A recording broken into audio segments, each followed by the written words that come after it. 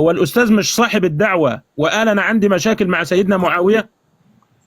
الأصل في المسلم العدالة ولا الفسوق؟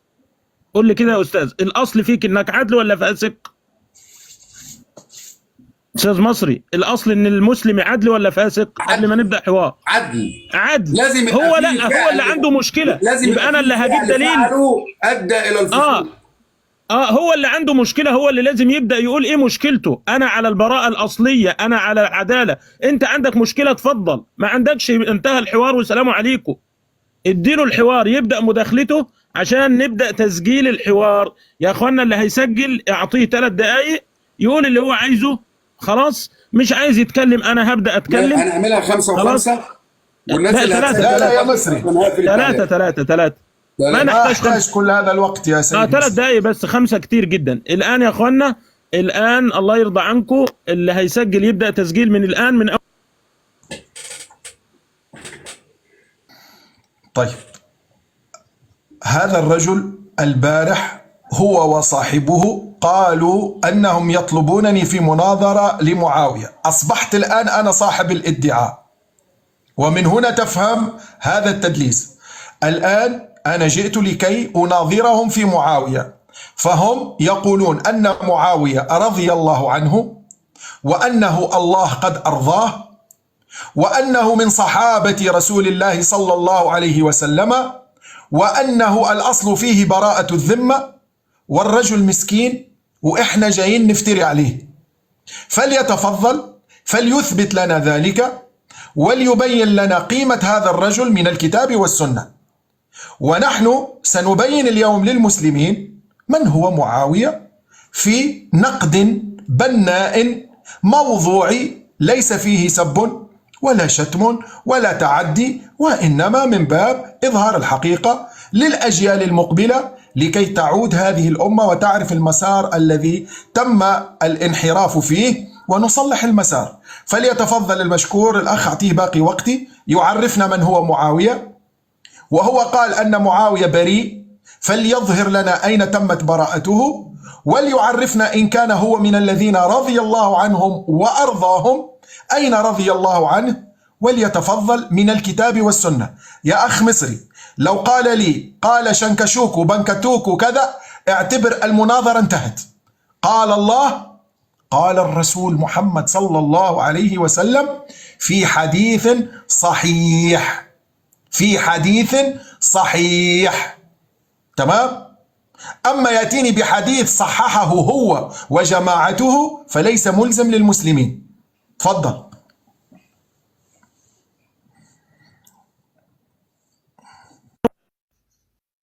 طيب، أول شيء كذبت، ما طلبنا منك مناظرة، أنت كذاب. خلاص، أنت الذي طلبت المناظرة في معاوية، هذه أول كذبة. أنت الذي قلت للشيخ أبو معاذ تناظرني في معاوية. ليش تكذب على الناس؟ اعتذر عن هذه الكذبة. أول شيء كذبت في هذه، ما في أحد من طلب منك مناظرة. أنت الذي قلت أنا عندي أبحاث علمية، أنا عندي مش عارف إيه، أنا عندي مش عارف إيه. جينا نقول لك اتفضل، يقول لك لا اتفضلوا أنتوا. طيب، الحاجة التانية بيقول لك اثبت إن معاوية بريء. بريء من إيه أصلا؟ هو في تهمة يا حبيبي؟ أنت اللي بتدعي الأصل في المسلم العدالة. أنت عندك مشكلة الآن، افتح مايك وجاوبني. الأصل في المسلم العدالة ولا لا؟ رد عليا، الأصل في المسلم العدالة ولا لا؟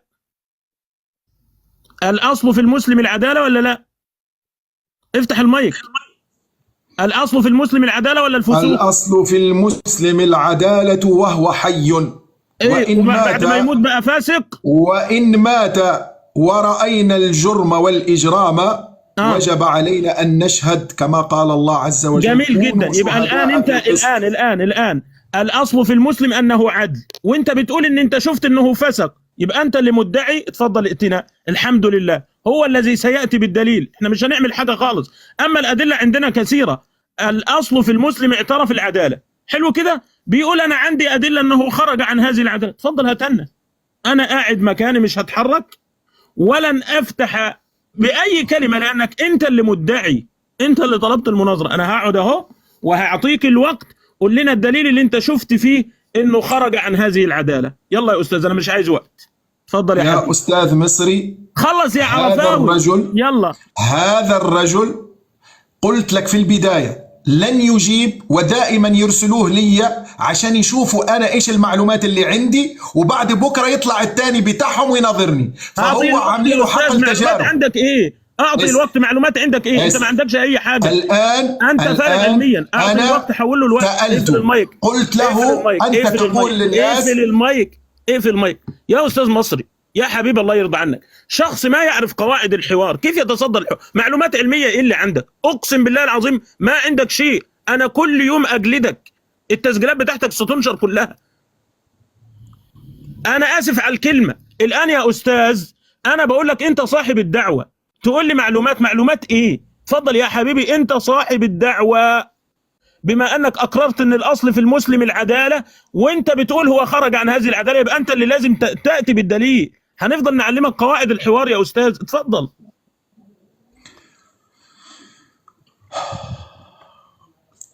أخي مصري، الرجل قال أن معاوية رضي الله عنه وأرضاه وهو من صحابة رسول الله صلى الله عليه وسلم، وأنه قد رضي الله عنه وأرضاه. الآن هذه رابع مداخلة. قل له عرف مين معاوية، يقول لي أنت صاحب الادعاء. كيف رضي الله عنه وأرضاه؟ مش راضي يجاوب. طيب أنت تقول معاوية مسكين وبريء، اتفضل قل لنا في ماذا مسكين وبريء. مش راضي يجاوب. اعطيه وقتي، اتفضل عرفنا. سأعيد، من هو معاوية؟ متى أسلم معاوية؟ متى رضي الله عن معاوية؟ متى أرضى الله معاوية رضي الله عنه وأرضاه؟ وكيف مات معاوية؟ وماذا فعل معاوية في الصحابة رضي الله عنهم؟ وكيف فعل مع أمير المؤمنين الذي أمره الله بطاعته؟ وكيف أعطى الولاية لابنه؟ وماذا قال فيه الصحابة؟ وملفات كثيرة. منين فأبدأ لك؟ اتفضل عرفنا مين معاوية، ومتى أسلم معاوية، وبماذا يتهم المسلمون معاوية الذي أنت جيت وقلت هو بريء.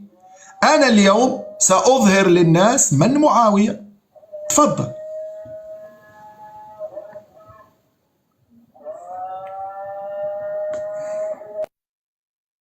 معاوية رضي الله عنه وأرضاه أسلم على الصحيح عشان نريحه خالص سنة 7 هجرية. حلو كده؟ 7 هجرية على الصحيح. تمام كده؟ والصحابي من لقي النبي صلى الله عليه وسلم مؤمنا به ومات على ذلك. 2. ده التعريف الصحيح. حلو كده؟ 3. معاوية إيش فعل؟ كان خليفة المسلمين رضي الله عنه وأرضاه. متى رضي الله عنه؟ رضي عنه بعد إسلامه. أي إنسان الآن رضي الله عنه؟ حلو كده؟ جاوبنا عن كل أسئلته، وناقشناه امبارح في مسألة التوريث وقلنا هذا ترشيح. 5 أسئلته راحوا. الآن أنا بسأله بقى يجاوبني. أنت الآن تستطيع أن تحكم على، ركز معايا يا أستاذ مصري، أنا هنهي المناظرة دي بشيء واحد. الآن هو العرفاوي بقالنا 3 أيام لما بنقول له واحد يسب الله ورسوله ويدوس المصحف عياذا بالله، قال لك أنا ما أقدرش أحكم على الأشخاص. صح كده ولا لا؟ طيب أنت الآن جئت المناظرة اليوم لتحكم على معاوية ولا لا؟ افتح المايك وقول لي نعم أم لا. جئت اليوم لتحكم على معاوية ولا لا؟ أخي مصري، أنا جئت اليوم لتحكم على معاوية ولا لا؟ أنا سألت أسئلة. جئت اليوم لتحكم على معاوية ولا لا؟ ليش شخص معايا؟ أسكته لو سمحت. جئت اليوم لتحكم على معاوية ولا لا؟ جئت اليوم لتحكم على معاوية ولا لا؟ تكلم يا مصري، احنا مش سامعينك. جئت اليوم لتحكم على معاوية ولا لا؟ أنا لا أحكم. جئت اليوم إذا لا تحكم، انتهت المناظرة. بما أنه لا يحكم انتهت المناظرة. شكر الله لكم. يا أخي والله هذا مش إنسان مصري، هذا انتهت المناظرة. انتهت المناظرة. انتهت المناظرة. هذا طبيعي، هذا مخه. اهدى بس خلاص. اهدى. افتح لي المايك يا اهدى. هذا الإنسان خايف. اهدى يا أستاذ. اهدى. خايف.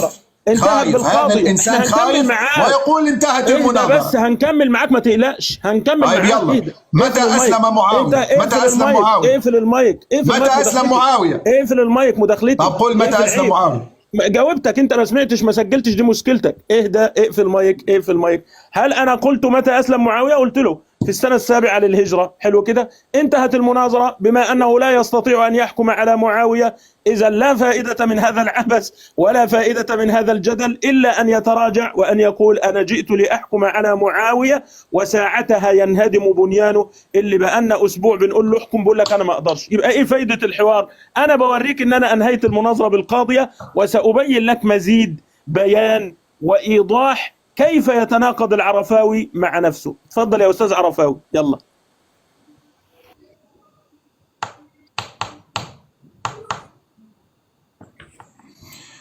شكرا أخي مصري. أيها المسلمون، هذا الرجل يقول أن معاوية أسلم السنة السابعة للهجرة، وأجمع العلماء والمسلمون وتواتر الخبر أن معاوية أسلم يوم فتح مكة، لكي تعرفوا التدليس والكذب والافتراء. يا مصري أنا مش معايا لابتوب تقدر أنت تكتب متى أسلم معاوية عشان تعرف أول كذبة. أسلم وهو من الطلقاء يوم فتح مكة، وهو لما سألوه قال لهم لا أنا أصلي أسلمت بس كنت مخبي إسلامي. تخيل يعني أنت قمة التدليس والكذب والافتراء. هذا رقم واحد. رقم اثنين، 7 هجريا 7 وكتم إسلامه من أبوه. يا عمي بلا كتم إسلامه بلا بطيخ يا رجل. إيش اللي كتم إسلامه؟ الناس شافوه دخل في الإسلام يوم فتح مكة. يا مصري، يا مصري جاوبني، تتكلم معايا لو سمحت. أنا كنت مع سيدنا النبي رحلة الإسراء والمعراج. إيش رأيك؟ هل تصدقني أنت؟ لا. هل؟ إذا متى أسلم معاوية؟ أسلم يوم فتح مكة وهو من الطلقاء. 20 سنة وسيدنا النبي جنبه في المدينة ولم يذهب إليه مسلما، ولم يسلم إلا يوم أن جاءه النبي صلى الله عليه وسلم منتصرا فاتحا لمكة. ده أول كذب وأول تدليس. رقم اثنين، قال أن معاوية رضي الله عنه يوم أن أسلم. اتفضل يا مصري فليعطينا الآية القرآنية أو الحديث النبوي الذي قال الله فيه لقد رضيت عن معاوية يوم أسلم. اتفضل اسأله أين الدليل أن الله رضي الله عنه يوم أن أسلم. افتح له المايك بسرعة. بعت له مايك تقريبا مش هيرضى يجاوبك الا في مداخلته، فانت كمل. مش هيرضى يجاوب. رقم ثلاثة، سألناه أين الله أرضاه فلم يجب. سألناه ماذا قدم معاوية؟ قال لك هو أمير للمؤمنين. والآن يجب عليه ابتداء أن يخبرنا هل معاوية صحابي؟ وهل صاحب النبي صلى الله عليه وسلم؟ وما هي شروط الصحبة عند الأصوليين والعلماء وأهل العلم؟ تفضل جاوب. أنا ما زلت الآن ماشي معاه خطوة خطوة.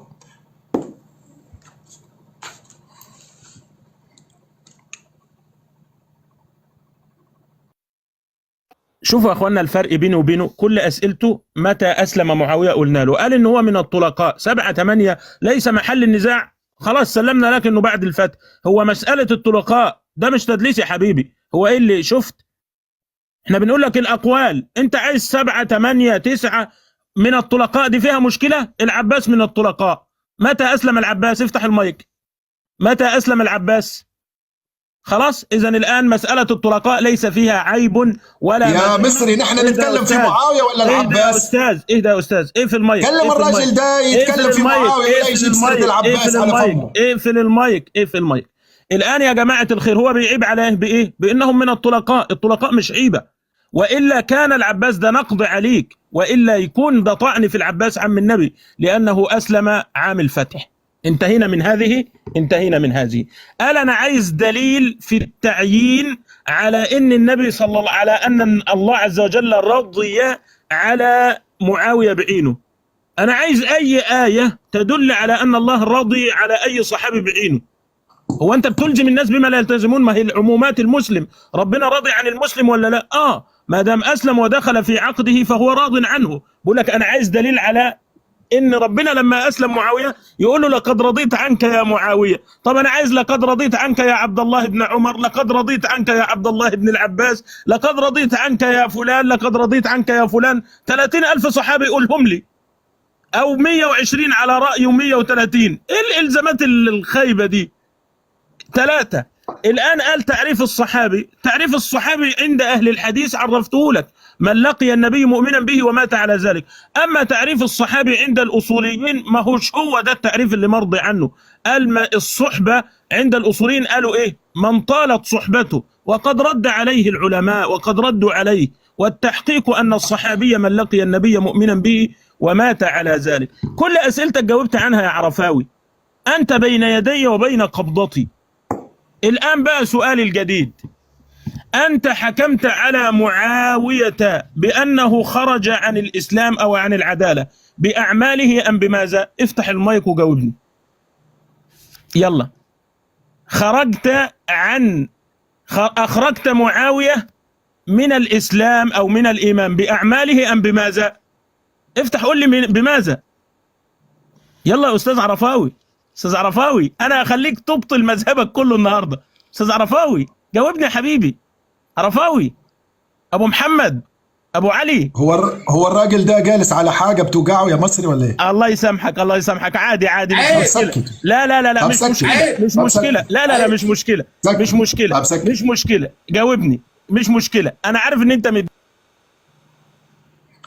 إذن أيها المسلمون، هذا الرجل قال أن معاوية رضي الله عنه والصحابة ما عندناش أي نص يقول أن الله رضي الله عنهم، عشان كده الناس بتلحد. هؤلاء التكفيريون الذين ينتسبون للسنة النبوية ظلما وزورا هم سبب في إلحاد الناس. لما يسمعك الآن واحد ملحد يقول لك هؤلاء فعلا على باطل. أولا الله عز وجل رضي عن صحابة نبيه صلى الله عليه وسلم فقال في حقهم: والسابقون الأولون من أعوذ بالله من الشيطان الرجيم، والسابقون الأولون من المهاجرين والأنصار والذين اتبعوهم بإحسان رضي الله عنهم. فرضي الله عن السابقون الأولون من المهاجرين والأنصار وأهل البيعة وأهل بدر، وكلهم مذكورين في كتاب الله عز وجل. فهل كان معاوية من المهاجرين؟ لم يكن. هل كان من الأنصار؟ لم يكن. هل كان من الذين اتبعوهم بإحسان؟ لم يكن. هل كان من أهل البيعة؟ لم يكن. طيب إيش وضع معاوية؟ عشان نلاقي له صرفة نقول أنه من لقي النبي محمد مسلما ومات على الإسلام. عندك دليل أنه معاوية مات على الإسلام؟ هل أنت تعلم الغيب؟ هل عندك من رسول الله حجة يقول فيها إن معاوية مبشر بالجنة وهو من أهل رضوان الله؟ ما عندك. الآن اعطنا الدليل على أن معاوية مات على الإسلام، والدليل يكون من القرآن والسنة، لأن أمر الإسلام والإيمان لا يعلمه إلا الله. فمن أين شهدت أن معاوية مات على الإسلام؟ هذا رقم واحد. رقم اثنين، أنت تقول أن الصحابي هو اللي لقي النبي مسلم ومات مسلما، ولكن ليست هذه الصحبة. فالصحبة معروفة عند العرب وعند كل العقلاء هي الفترة التي تطول فيها معاشرة الرجل لصاحبه كأبي بكر الصديق، وقال الله في حقه: إذ يقول لصاحبه لا تحزن إن الله معنا. فصاحبه هو الذي بقي معه، وصاحبه هو الذي أسلم وعمره 7 سنوات كأمير المؤمنين علي بن أبي طالب. أما الذي أسلم يوم فتح مكة ومات ونحن لا نعرف، وسنقدم ماذا وكيف مات وعلى أي شيء مات، تيجي أنت تقول أنه لقي النبي مسلم ومات مسلم. اعطني دليل أنه مات مسلم. تفضل يا مصري، ألزمه بهذا لو سمحت. الدليل أنه مات مسلم يا شيخ أحمد يا عاصي. الدليل أنه مات مسلم أننا والله ما رأينا منه شيء. هو مين اللي مطالب بمين؟ هو في إيه؟ هو مين اللي جاب القلعة جنب البحر؟ الأول بس أنا هعقب على نقطة الآن يا جماعة الخير.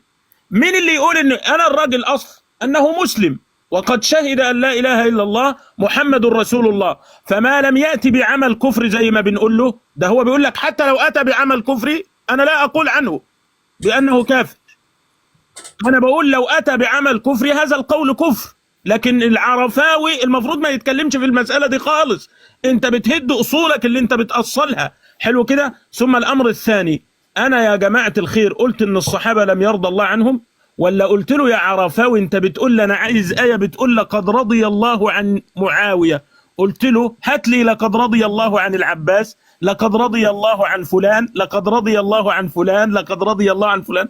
أما الآيات العامة ما عندناش مشكلة. إذا الآن أنت اعترفت بنفسك أن الله رضي عن الصحابة.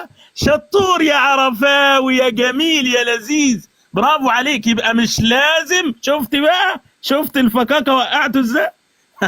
أنت بتلعب مع أحمد العاصي يا حبيبي. حلو كده. انا ماليش غير في الالزامات العقليه، فلا يشترط ان تاتي بالنص على انه رضي عليه بعينه. اما الايه التي تدل على انه حتى من تاخر، قال الله عز وجل لا يستوي منكم من انفق من قبل الفتح وقاتل اولئك اعظم درجه من الذين انفقوا من بعد وقاتلوا وكلا وعد الله الحسنى والله بما تعملون خبير. وهذه بعض الناس قال لك لا ده يشترط فيهم الإنفاق والمقاتلة، قلنا هذه أوصاف أغلبية. جاوبنا عن سؤالك. الآن بقى سؤالنا اللي انت مش هتجاوب عنه، أنت حكمت على معاوية بأنه خرج من الإسلام بماذا؟ بعمل أم بماذا؟ أجبني. أنت حكمت. أما بالنسبة لتعريف الأصول الصحبة، الصحابي من لقي النبي مؤمنا به ومات على ذلك، وهذا إجماع المحدثين، احنا مش هنسيب العلماء وناخد بكلامك انت. حلو كده. الآن يا جماعة الخير، اللي انت حكمت على معاوية أنه خارج عن دائرة الإسلام بماذا؟ قل لي. افتح المايك يا أستاذ محمد، افتح يا أبو علي، افتح يا حبيبي يا نور عيوني.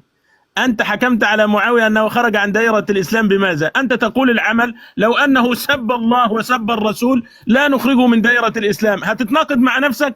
قول لي أنت يعني هو حكمت ميت على مسلم كده يا استاذ احمد، يا شيخ احمد، هو ميت مسلم، دي الاجابه. المفروض هو اللي ينتني، بس. لأنه لم يظهر منه عمل يخالف الإسلام. أنا بقول بس العمل يا أهو. جماعه اللي تحت دي مناظره، ما حدش بيطلع في خلال المناظره. ما تقاطعنيش بقى. نعم. الآن السؤال مرة تانية، أنت حكمت على معاوية بأنه خارج عن دائرة الإسلام بإيه يا عرفاوي؟ جاوبني يا عرفاوي. مش هتجاوب؟ أنت مش هتجاوب عن حاجة خالص. طب وبقية الأسئلة اللي معايا دي هتعمل فيها إيه؟ يلا اخطب لنا خطبة أسماء بقى. زي ما أنت جاوبت هيجاوب. لا مش هيجاوب عن حاجة والله. الإجابة مسلم. إذن الأخ قال أن معاوية مات مسلما. ما هو الدليل؟ ما هو الدليل؟ قال احنا شفنا. اسمعوا آخر حاجة، العاصي شاف معاوية كيف مات على الإسلام، وسنترك الجمهور يحكم. إذن ما هو تعريف الصحابي؟ قال من لقي النبي عليه الصلاة والسلام ومات على الإسلام. كيف عرفت أنه مات على الإسلام؟ قال احنا شفناه ونحن نحكم بالظاهر. الآن انتهينا. سننتقل الآن إلى النقطة رقم 2 في حياة معاوية. أولا أنا لم أكفر معاوية ولم أخرجه من الإسلام ولم أخرجه من الملة، وإنما أنا سأبين ماذا فعل معاوية في سنة النبي محمد عليه الصلاة والسلام، وفي آل بيت النبي محمد عليه الصلاة والسلام، وفي أهل بدر، وفي أهل بيعة الرضوان، وفي الأنصار، وفي المؤمنين والمسلمين. فمعاوية لم تسلم يداه لا من أهل بيعة الرضوان ولا من أهل بدر ولا من أهل الأنصار ولا حتى من أهل المدينة الذين مردوا على النفاق، لم يسلم منه أحد، وسأبين ذلك وسأقدم أدلتي في ذلك. فنبدأ الآن في أول فعل قام به معاوية، وهو مخالفته لكتاب الله عز وجل، حينما قال الله له أعوذ بالله من الشيطان الرجيم، وأمره فقال وأطيعوا الله وأطيعوا الرسول وأولي الأمر منكم، وقال سبحانه واعتصموا بحبل الله جميعا ولا تفرقوا. هل معاوية أطاع ولي الأمر؟ وهل معاوية اعتصم بحبل الله؟ والنبي صلى الله عليه وسلم يقول من مات وليس في عنقه بيعة مات ميتة جاهلية، ومن فارق الجماعة شبرا مات ميتة جاهلية. وعندنا عشرات إذا مش مئات الأحاديث تأمرنا بطاعة ولي الأمر وطاعة أمير المؤمنين. فهل معاوية أطاع أمير المؤمنين؟ ثم إن قلت لي معاوية كان متأول ومعاوية يريد دم عثمان، فهل كل من له دم يخرج على ولي أمره وتصبح فوضى ونصبح نتقاتل؟ وإلا ولي الأمر هو الذي يأتي بالحقوق للرعية. ألزمه بالجواب يا مصري، أنا عارف مش حيجاوب. تفضل. لا يا أستاذ مصري ما تلزمنيش، لأني واثق من عقيدتي، أنا بجاوب بسرعة، لكن أنت اللي ما بتجاوبش. الآن انت ما سالتش لسه يا شيخ احمد، انت قلت انا عندي الاسئله لا، ومجهزها أمال لك. السؤال اللي أنا سألته له يا راجل يا محترم يا طيب يا أمين، قول لي، قوله لي تاني علشان اقول له جاوب عليه. الآن كيف حكم الآن معاوية رضي الله عنه وأرضاه؟ كيف علم أنه مخالف لسنة النبي أو غير مسلم أو كذا؟ من خلال أعماله ولا بماذا؟ كيف علم أن معاوية مخالف لسنة النبي؟ حلو كده. ايوه حلو كده، انت ضيعت وقت اهو. الان يا جماعه الخير، انا لما قلت له ان انت المفروض اللي تثبت لنا ان معاويه مات على غير الاسلام، قال لا لا لا لا، شفت، انا قلت شفت، يعني لم ياتي بعمل ظاهر يدل على انه نقض العهد. الان تستطيع ان تاتني كيف تعرف ان العباس مات على الاسلام ولا لا؟ افتح المايك يا استاذ عرفاوي. العباس مات على الاسلام ولا لا؟ العباس مات على الاسلام ولا لا؟ علي الزبير مات على الإسلام ولا لا؟ عائشة ماتت على الإسلام ولا لا؟ أنا بنقض عليك بقولك يا أستاذ مصري، نحن جايين نتناقش في معاوية ولا في أمنا عائشة؟ أنا بلزمه بكلامه يا أستاذ مصري. يا مصري، نحن جايين نتناقش في معاوية ولا في أمنا عائشة؟ اقفل المايك. يا راجل استحي على وجهك وجاوب. اقفل المايك يا أستاذ مصري، اقفل المايك يا أستاذ مصري. هو لما يجي دلوقتي يقول لي أن الآن كيف عرفت أنه، قلت لم يأتنا الخبر، ثم أنا ألزمه بالقاعدة بتاعته. هو جايب قاعدة وعايز يعمل إيه؟ يقول لك إن معاوية مات على غير الإسلام. ليه يا حبيبي؟ عشان مزاجي. بيقول لي أنا ائتني بالدليل. قلت له الدليل أنه لم يأتنا خبر أنه قد جاء بعمل كفري، فمش عاجبه، فأشكلت عليه. أنت تقدر تثبت لي إن العباس مات على الإسلام، لازم تقول بقولي. إذا انتهينا من هذه الجزئية. طيب الآن يا جماعة الخير، بيقول أن علي رضي الله عنه أن معاوية خرج. اثبت لنا المقدمة دي. أهل معاوية لم يخرج، بدليل أن ربنا سبحانه وتعالى قال وإن طائفتان من المؤمنين اقتتلوا فأصلحوا بينهما، فأثبت الله عز وجل الإيمان لكلا الطائفتين مع القتال. حلو كده؟ وهذه الأحاديث التي ذكرتها لا تشمل هؤلاء جميعا. حلو كده؟ جاوبناك خلاص. فمعاوية رضي الله عنه وارضاه لم يخرج على علي، وأتحداك أن تأتي بلفظ أن معاوية خرج على علي. مش أنت ادعيت الدعوة دي؟ اتفضل، أنا جبت آية تنفي هذا الكلام، اثبت لنا الدعوة اللي أنت حضرتك قلتها. خلاص، كل الأحاديث اللي جبتها راحت وذهبت أدراج الرياح. الآن أنا سؤالي الجديد، كيف علمت أن معاوية قد خرج عن الإسلام؟ السؤال الأول غير ده، يعني من خلال الأخبار ولا؟ أخي مصري، مرة أخرى ألزم الرجل أن يجيب. الرجل بدأ يفتري ويكذب علي ويقول أنني قلت معاوية مات على غير الإسلام.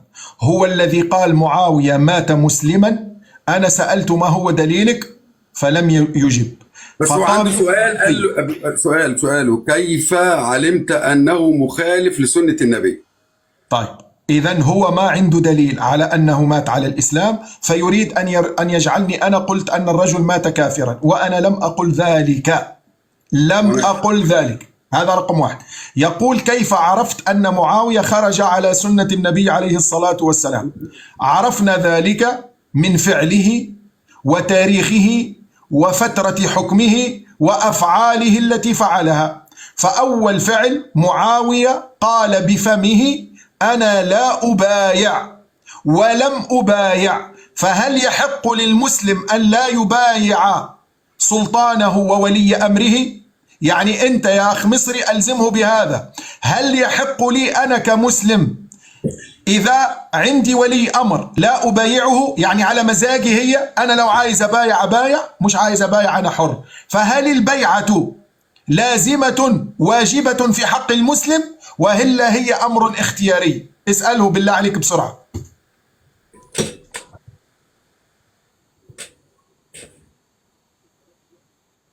قول يا استاذ احمد، انا قلعت لكم الكعبه عشان تتخضوا، يبقى في ارهاب كده. هل البيعة واجبة لازمة في حق المسلم ولا هي اختيارية ويحق لمعاوية أن لا يبايع؟ ما فتحش، ما رضيش يفتح، كمل كلامك. شفت كيف؟ ما هو جاي له توقيته هيرد.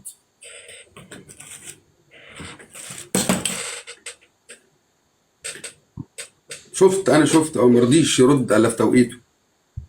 خلاص.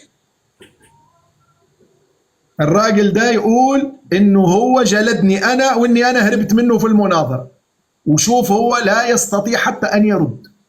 سأعيد السؤال: هل يحق للمسلم ان يتخلف عن بيعة امير المؤمنين وولي امره وسلطانه؟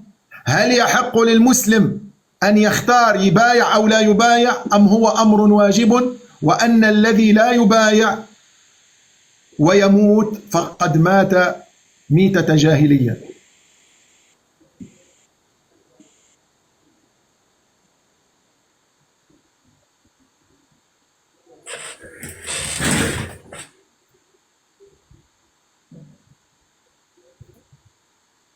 انتوا الاثنين مع بعض. لا، ده وقتي بالله ما عليك. تقولش مش هيتكلم، هو مش هيتكلم. انا بفتح المايك، ما تقولش ان انا ما جاوبتش. انا بفتح المايك ما اتفتحش. طيب الجواب، بصوا يا اخوانا، شوفوا الفرق بينه وبينه. حط وقت بس يا استاذ محمد احمد، ومش خليها مشكله. فيس تو فيس كده، نحاول لا عشان النظام بس. حط 3 دقائق وبعدين عادي، حط 3 دقائق بس عشان نبقى مضبوطه.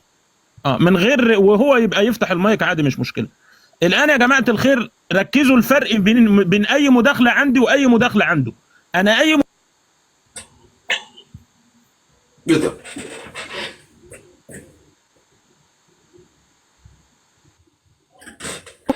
اي مداخله ببداها بالجواب عن سؤاله. الان هو قال انا لا ابايع، مش حضرتك اللي تثبت ده. فين الكلام ده؟ هو حضرتك بتجيب من كيسك؟ مش تقول لنا انت قلت انه خرج، تحديناك ان تاتي انه خرج، منين عرفت؟ انا لا ابايع، فين الكلام ده؟ هو حضرتك انا هجاوب عن حاجه في ذهنك انت يا استاذ مصري؟ انت بتدعي عليا انني لم ابايع رئيس جمهوريه مصر العربيه، حلو كده؟ مش لازم تطلع لي من بطاقه الانتخابات انني لم ابايع، انني لم اذهب. هو حضرتك وبعدين تيجي تقول لي تعالى انا هحاكمك لانك لم تنتخب الرئيس. اقول لك يا حبيبي فين الدليل؟ انت عايزني اجاوب عن ايه يا استاذ؟ يا حبيبي اثبت لي انه لم يبايع وانه خرج، ده اول شيء. حلو كده؟ تمام. طيب الامر الثاني، البيعة ملزمة.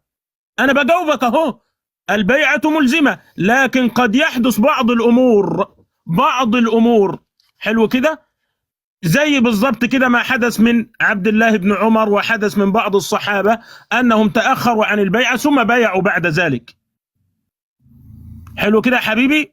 اي سؤال عندك احنا هنجاوبه. فين بقى الجواب عن اسئلتي انا؟ هو حضرتك جاي انت خالع ودانك وما بتجاوبش عن اسئلتي ليه؟ انت لو قعدت، بص يا استاذ مصري، هات مليون سؤال، انا بقول لك اهو، اي واحد هات مليون سؤال وانا هجاوبك عنهم كلهم، بس فين الجواب عن اسئلتي انا؟ فين الجواب عن اسئلتي؟ هي اسئلتي دي ريح. الان يا استاذ مصري، كيف عرف ان معاويه قال انه انا حكمت على ان معاويه خالف سنه النبي بافعاله؟ بس يا عرفاوي ما عدتش اسمعك تاني تتكلم على ان الافعال لا يحكم بها على المسلم. انتهى كل شيء هنا، انتهت المناظره مره ثانيه. لما نيجي نساله الان، شوف يا اخوانا التناقض، من سب الله عز وجل، هذا الفعل تحكم به على المسلم ولا لا؟ افتح المايك من وقتي. تحكم به على المسلم ولا لا؟ يا عرفاوي تحكم به على المسلم ولا لا؟ تحكم به على المسلم ولا لا؟ تحكم به على المسلم ولا لا؟ هذا الفعل تحكم به على المسلم ولا لا يا عرفاوي؟ شوفوا التناقض يا اخوانا، شوفوا التناقض يا اخوانا. هذا الفعل تحكم به على المسلم ولا لا يا عرفاوي؟ ها، هذا الفعل تحكم به على المسلم ولا لا يا عرفاوي؟ استاذ عرفاوي، طيب اعطيه ال3 دقايق بقى، هو مش هيجاوب، اعطيه ال3 دقايق. طب اديني فرصه. طيب اديني سجل فرصة. اسئلتي بس، انا فين اسئلتي يا اديني استاذ؟ فرصه، اديني حاضر. فرصه، سجل اسئلتي بس، الله يرضى عنك. اديني فرصه. هخلي الموضوع بينكم فيس تو فيس بشوي طيب بهدوء. حاضر بهدوء والله انا ههدى، بس سجل اسئلتي دي. بص يا استاذ بص يا استاذ احمد. حبيبي احمد، حبيبي اخويا احمد العاصي. طب بس اسمعني نص دقيقة. حاضر نص، خلينا مع بعض. حاضر. بص عيبنا ان احنا بنقطع بعض، فما فيش حد هياخد معلومه. حاضر حاضر، لا والله حاضر حاضر، انا هسمعه. حاضر هسمعه، بس اسمعني انا ليه انا اذا كان انت مش عاوز تسمعني انا الاول، انا لازم تسمعوني بس. هندي الفرصه ليكوا كده فيس تو فيس بالراحه عشان ما نتوهش كلنا. انت هيقاطعني برضه، بص هيقاطعني جدع. انت بالفرصه بالراحه، انت تقول سؤالك بالراحه، هو يجاوبه بالراحه. بس مش عاوزين دب دب دب دب دب دب. انت جاي تنتصر للدين ولا الشخص احمد العاصي؟ انا متاكد انك جاي تنتصر للدين. هو جاي ينتصر للدين ولا الشخص العرفاوي متاكد انه جاي ينتصر للدين؟ مفيش حد جاي ينتصر لشخصه ولذاته. لازم تبقى واجهه للدين، ان احنا مش عركه. هي خلوش الملحدين واللي هم مش بيؤمنوا اساسا بالاله يجي يضحك علينا، يقولوا اتفرجوا على الناس بيعملوا ايه لبعض. هنهدى بس. لا انا هادي والله، بس اسمعني. بص يا استاذ احمد، انا بحب الهدوء وكذا، انا معاك من بدايه الحوار. قول لي هو عاصي ولا لا، قول لي هو مجرم ولا لا. ليه؟ اقول لك ليه. طب بس اسمعني، اقول لك ليه. لان هو لما بيسالني انا بجاوب على طول. حلو كده؟ دي 5 مداخله ليا ولا 6 مداخله، وهو لم يجب عن سؤال وحيد. حلو كده؟ لما الان يبقى انا مساله 6 مداخلات وهو ما يجاوبش، يبقى ده ما ينفعش حوار. مع ان المناظره انتهت من بدايه الحوار لما قال انا ما اقدرش احكم على الاشخاص، ثم هو تناقض مره ثانيه وسابين تناقضه وقال انا ساحكم بافعاله. يبقى احنا عندنا العرفاوي من 10 دقائق قال ما اقدرش احكم، ومره ثانيه قال انا هحكم على الافعال. يعني انا هخلي الناس تاخد المقطع الاول والمقطع الثاني وتشوف هو العرفاوي مين فيهم. حلو كده؟ لان المناظره انتهت من بدايه المداخله، واضح يا سيدي الكريم؟ فانا عايزه يجاوبني عشان اقدر امشي في الحوار. اما مساله ان هو انا ما عنديش مشكله. بص اقول لك حاجه، انا ممكن اقول له بقى ايه، تقعد تتعلم مني، تيجي تتعلم مني، تسالني وانا اجاوبك، ما تبقاش مناظره، تسالني كانك طالب بين يدي. وانا ما تقللش من الراجل يا استاذ احمد. لا مش بقلل والله مش بقلل. انا بعتبرها كده تقليل منه. طيب حقك عليا يا سيدي، انا هسحبها. اساله سؤالي الان. هو قال يا جماعه الخير انه لا يحكم على الاشخاص، صح كده يا استاذ عرفاوي؟ قلت في بدايه المناظره، صح كده؟ لا نحكم على الاشخاص بالكفر، وانما الجريمه. ايوه بشويش كده بالله عليك. واضح؟ بالايه؟ وان دافع عن رجل مجرم قتل اهل بدر. طب عيب الكلمه دي، عيب الكلمه دي. اذا لم تعتذر منها، اذا لم تعتذر عيب اهدى انت، اهدى يا استاذ استاذ احمد، استاذ احمد اقفل المايك عنه لو سمحت. معاويه رضي الله عنه وارضاه لا يسب، والا هسب بص يا استاذ احمد، الان يعتذر عن الكلمه والا هسبه بابشع الالفاظ. لا يقال عن معاويه رضي الله عنه وارضاه مجرم. لا يقال عن معاويه رضي الله عنه وارضاه مجرم.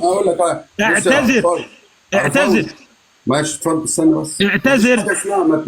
ما تقللش من قيمه صحابي، لان انا مش هقبل تحت ولا فوق. اتفضل يا استاذ، اعتذر عن الكلمه دي. خد بالك من كلامك، يعني انت خد بالك من كلامك، حتى لو هي حتى عندك كده اللفظ كده ما تقولوش، قول هو عمل 1 2 3 4 بس. طيب اتفقنا؟ اسكتوا الان دوري. اعتذر عن الكلمه الاول. اعتذر عن الكلمه الاول والا انتهى الحوار. اعتذر عن الكلمه لصحابه، اعتذر عن الكلمه. طب يا شيخ احمد لو سمحت. حاضر خليه يعتذر. انا هعتذر لك انا، خلاص اهدى بس. انا صاحب البث، انا بعتذر لك. انا الصحابي عندي مكرم عن كل شيء، مفضل عن كل شيء، فانا بعتذر واحده واحده بالله عليك. اتفضل يا دكتور محمد. هذا الرجل قال لي أرنا أين معاوية خالف القرآن والسنة.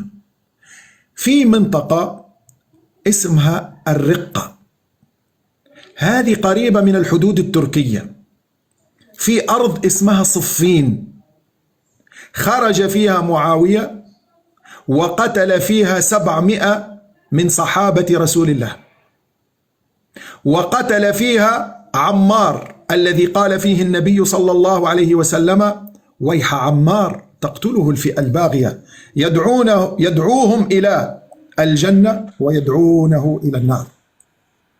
وهذا السيد جاء يدافع عن معاوية ويقول بأن معاوية رضي الله عنه كمان أرضاه، حتى ربنا كمان أرضاه، يعني هذا الرجل عامل مع ربنا علاقة، والله أعطاه علم الغيب وقال له: يا عاصي. وانت كمان ما تشخص، بلاش شخصنه، مالكش سيبه دعوه. يشخصن معايا، انا عايزه يخلص بس، سيبه يخطب اللي هو عايز يخطبه. الرجل يتآلى على الله عز وجل ويقول أن الله رضي عنه، لا وأرضاه، أي أن الله أعطاه وأرضاه. طيب ركز. الآن خلصت كلامك، شكرا ليك. بقى اهدى بس، اهدى. الآن يا جماعة الخير، اهدى بس، اهدى. لا خلاص خلاص انا بسألك، ده سؤالي يا عم يا مصري، خليني اكمل مداخلتي. هل معاوية يوم خرج الى صفين، وهي منطقة اسمها الرقة في حدود تركيا وسوريا، اسمها صفين، هذا الخروج، هل معاوية كان يتنزه وكان يلعب كذا؟ شكرا يا اخ مصري.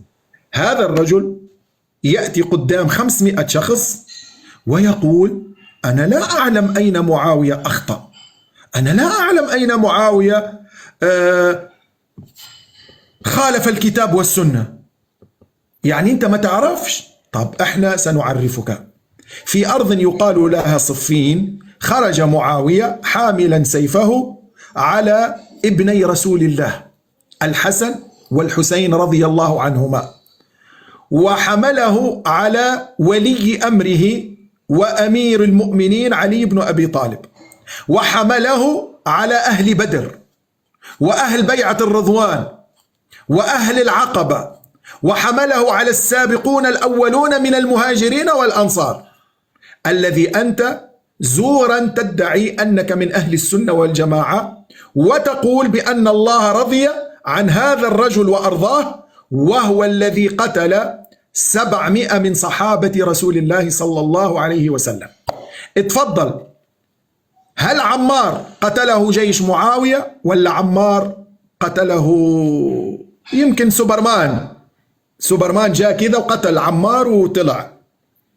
جاوب وأخبر الناس، هل هذا حقيقة الذي أنا أقوله أو أنا أكذب على الناس؟ هذا رقم واحد. رقم اثنين، هل يحق للمسلم أن يرفع السيف في وجه ولي الأمر؟ هل يحق للمسلم إذا عنده مظلمة أو عنده حق للحكومة، هل يحق له أن يقاتل الحكومة؟ هل يحق له أن يقاتل الحاكم؟ هل يحق له أن نقول هو متأول؟ يعني الآن الإنسان الذي يرفع السلاح في وجه الحاكم، هل نقول أنه متأول ومسكين مش واخد باله وهو ما فهمش الموضوع؟ طب الناس اللي ماتت هذه هل قتلت مظلومة أم قتلت خطأ أم قتلت وهي ظالمة؟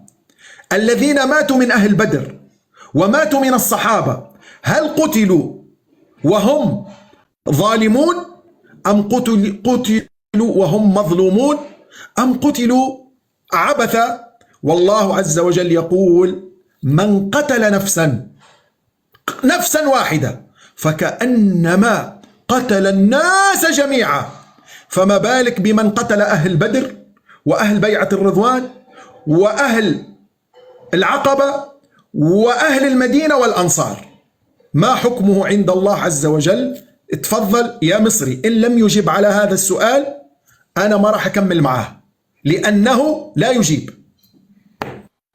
لا يا حبيبي، أولا أنا هوري الناس مسألة المجرم اللي أنت قلتها. شوف الجواب بسرعة. حكمه كما قال الله عز وجل: وإن طائفتان من المؤمنين اقتتلوا فأصلحوا بينهما فإن بغت إحداهما على الأخرى فقاتلوا التي تبغي حتى تفيء إلى أمر الله. فأثبت الله القتال لطائفتين وأثبت لهما الإيمان. روح اتخانق مع ربنا، انت جاي تكلمنا انا ليه؟ وإن طائفتان، شفتوا الفرق بين منهج قاعد يخطب، انت اديته 6 دقايق على فكرة، ستعطيني مداخلة إضافية، حلو كده؟ في نص دقيقة جاوبت عن الخطبة العصماء بتاعتك. بيجاوبش، انا اللي ما بجاوبش. وإن طائفتان من المؤمنين، يعني الاثنين مؤمنين، اقتتلوا فأصلحوا بينهما فإن بغت إحداهما على الأخرى فقاتلوا التي تبغي حتى تفيء إلى أمر الله فأثبت لهما الإيمان. وده هو القتال الذي يكون بتأول، لأن القتال أنواع، هذا هو القتال اللي بتأول. خلي الناس يبعتوا لك. الآن بقى جاوبني، أنت قلت عن سيدي معاوية رضي الله عنه وارضاه أنه مجرم، حلو كده؟ إبليس عندك، فرعون، أنت ما قلتش أنه مسلم، هل تقول عنه مجرم؟ افتح المايك. لا بلاش ده. واحد سب الله والرسول، هل تقول عنه أنه مجرم؟ افتح المايك. لا لا لا لا, لا. لازم يفتح المايك. افتح. سب الله والرسول، تقول عنه أنه مجرم؟ هتتخانقوا صدق. لا لا مش هتخانق، لا لا لا. سب الله والرسول يقول عنه أنه مجرم، أنا هسمع منه الجواب. واحد سب الله والرسول، هل تقول عن فعله أنه مجرم؟ نعم هو مجرم ولا أقول أنه كافر. نعم. المجرم هذا، إن المجرمين، لو جبت لك آية أن المجرم هو في نار جهنم هتقبلها؟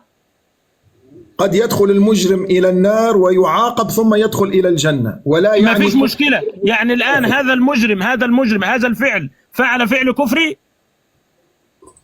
الإجرام شيء والكفر شيء، وقد يكون أنا بقول لك الفعل فعل كفري. هو يسألني وما يخلينيش أجاوب. طيب خلاص اقفل المايك، أنا أردت هذا توضيح للناس. هذا معلش بقى أستاذ مصري، لأنه تجاوز فاسمح لي بالتجاوز. هذا قليل الأدب الذي تجاوز على أصحاب النبي صلى الله عليه وسلم وقال عن معاوية مجرم. لما سألناه عن واحد بيسب يقول لك أنا ما أقدرش أقول عنه. لا، لكنه فقط تخصص للتجاوز على معاوية رضي الله عنه وارضاه. أنا صبرت مع أنني والله لو كان أمامي لأدبته أدبا، لكن ليه؟ عشان الناس تشوف الفرق. هو فقط تخصص، عنده ضغينة من معاوية رضي الله عنه وأرضاه. ها؟ لا لا لا لا، أنت اللي بتعوي مش أنا ما بعويش. هذه الحركة ما تسويها لي أنت. إيش رأيك أعطيك عنواني وأعطيك تليفوني، ولو أنت ذكر تعال وأدبني، بس أنت ما تقدرش تعرف. طيب له 3 دقايق. له 3 دقايق يا أستاذ. بص، برضو هذه الشخصنة، شفتوا يا أخوانا ليه؟ العرفاوي دايما مبتسم معايا أنا بالذات، بيقول لي أنا بعوي، أنا مش هرد. ليه؟ لأني أكبر من ذلك أدبا وخلقا وعلما، وعايز الناس تشوف أخلاقك. يخاطبني العرفاوي بكل قبح فأكره أن أكون له مجيبا، يزيد سفاهة فأزيد حلما، كعود زاده الإحراق طيبا. اوعى تفتكر ان انا ضعيف ارد عليك، لا، بس انا عايز الناس تشوف منظرك ده اهو وانت قاعد حاطط ايدك على خدك كده زي الولاية، مش عارف يروح ولا يجي. طب معلش الكلمة دي اسحبها، قاعد زي المسكين، حقك عليا، غلطت دي، ها، مع انه تجاوز. قاعد زي المساكين. انا عايز الناس تشوف منظرك ده، تمام كده؟ الامر الثاني الذي يتجاوز على اصحاب النبي صلى الله عليه وسلم المفروض اصلا لا كرامة له عندي، لكن انا عايز اوضح للناس. الان انت هتجاوب عن سؤالي ولا انقطعت وتنتهي المناظرة؟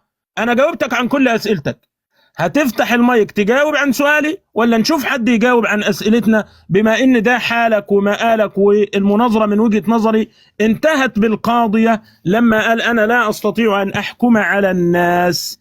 الآن أنا سألته، أتحداك أن تأتي أن معاوية خرج، ما قدرش يجيب. أتحداك، أنت قلت أنه لا يبايع، ما جابش. أتحداك أنه قتل 7000، ما جابش. كل الكلام ده أنت عمال تتكلم في إيه يا أخوانا؟ هو جاي يعمل إيه؟ الآن سؤال أخير، أتحداك أن تأتي أن عليا صاحب الواقعة قال لمعاوية كلمة واحدة وقال له أنت فعلت وفعلت. هو من صاحب الواقعة يا أخوانا؟ أنا أستطيع أن أثبت له أنهم أثنوا على أنهم جماعة واحدة. الآن أنا أتحداه أن يأتي الآن الحسن صالح معاوية، الحسن صالح معاوية بعد أبيه، صالحه. لو أن معاوية رضي الله عنه وارضاه كما يقول، هل يجوز أن يولي الحسن مجرم؟ السؤال ده بقى مش هطلعك منه. الحسن عندما ولى معاوية مقاليد الأمور، هل ترك مقاليد الأمور لرجل صالح ولا لرجل فاسد وخان الأمانة؟ هذا السؤال إذا لم يجب عنه انتهت المناظرة. هل الحسن عندما سلم مقاليد الأمور سلمها لرجل صالح ولا لرجل فاسد؟ هل الحسن عندما سلم الأمور سلمها لرجل صالح ولا لرجل فاسد؟ ولو قلت أي جواب أنا سأقضي على عقيدتك. اتفضل. عشانك أنت يا مصري. طيب، وعشان الإخوة اللي بيتفرجوا، هذا الشخص يقول بأن الله قال: وإن طائفتان من المؤمنين اقتتلوا فأصلحوا بينهما. هذه الآية نزلت في ناس من الأنصار تضاربوا بالعصي والنعال، فأنزل الله في حقهم: وإن طائفتان من المؤمنين اقتتلوا. فأسباب نزول هذه الآية ليست في من حمل السيف وقتل المسلمين. لماذا؟ لأنه لو نسلم له بهذا فهنالك تناقض في القرآن. لماذا الناس هذم الذين يقولوا نحن أهل سنة كانوا سبب في إلحاد الناس؟ لأن الله يقول: من قتل نفسا بغير حق فكأنما قتل الناس جميعا. وبعد يجي ربنا سبحانه يقول: وإن طائفتان من عادي ما فيش مشكلة يقتتلوا. أبدا. وهذا الاقتتال ليس اقتتال السيف، وإنما عراك، وكل ما يقع بين المسلمين وجب علينا الإصلاح. أما قتل النفس بغير حق فهي جريمة في الإسلام، والله عز وجل كتب أنه من قتل نفسا متعمدا حرم الله عليه الجنة ومأواه النار. الآن هذا الشخص يجب أن يجيبنا: ما حكم الصحابة الذين قتلهم معاوية حينما قتل عمار ومن كان معه؟ هل هؤلاء قتلوا بحق أم قتلوا مظلومين أم قتلوا خطأ؟ أنا أعطيتك 3 خيارات، وفي كل خيار أنت متورط. سأعيد: عمار حينما قتل و700 صحابي قتلهم معاوية وجيشه، هل قتلوا مظلومين أم قتلوا ظالمين وبغاة أم قتلوا خطأ؟ اتفضل افتح له المايك.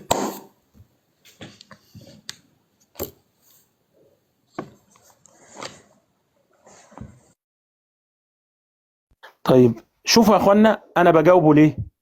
هذا الذي قاله في الآية قتلوا، هذا القتال اسمه قتال تأول، في احتمال رابع يا أستاذ. شوفوا يا أخوانا الفرق بيني وبينه، أنا هادي جدا وبجاوبه عن كل الأسئلة. أنا عايزك بص تجيب مليون سؤال يا أستاذ عرفاوي. حلو كده. الآية قال إيه؟ أنهم في العصي، العبرة بعموم اللفظ لا بخصوص السبب. حلو كده. وتشمل كلا الأمرين، بدليل قال إيه؟ وإن طائفتان من المؤمنين اقتتلوا فأصلحوا بينهما فإن بغت إحداهما على الأخرى فقاتلوا أي اضربوهم بالعصي. يا عم أنت بتتكلم في إيه؟ كمل بقية الآية. ولا يمكنك أن تقول لي أنت لا تقاتل وأنت مش كذا، هنوقعك في الإلزام بتاع امبارح. طيب الآن يا جماعة الخير، أنا لما سألت السؤال، لكن قبل ما أمشي من النقطة دي أنا سأقلب عليه الإلزام. ركز معايا يا أستاذ مصري، المسألة بص، اللي عنده عقل وراس ما بيرتاح يعني. أنا دلوقتي علي رضي الله عنه وارضاه قاتل ولا لم يقاتل؟ وقتل ولا لم يقتل؟ هل هيدخله في نفس الحكم ولا هيقول لك لا ده قتال تأول وهو صاحب الأمر؟